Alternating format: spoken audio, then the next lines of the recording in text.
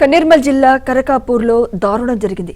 వృధాగా పడి ఉన్న మొక్కజొన్న కర్రలకు నిప్పు పెట్టిన ఓ రైతు ప్రమాదవశాత్తు అదే మంటల్లో పడి ప్రాణాలు కోల్పోయాడు.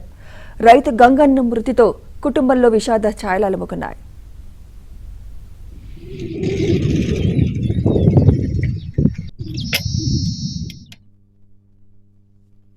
అది తోటలో ఆ మొక్క సొప్ప అగ్గిపెట్టి కాలబెట్టడానికి పోవడం జరిగింది. అది అనుకోకుండా పక్క చేనులోకి వెళ్తుందని చెప్పేసి భయబంధులకు గురై అవి ఆపే క్రమంలో ఆ లుంగికి అంగికి రెండుకి నిప్పంటుకొని చనిపోవడం జరిగింది. రైతు గంగన్న మృతితో కుటుంబంలో విషాద ఛాయలు అలుముకున్నాయి.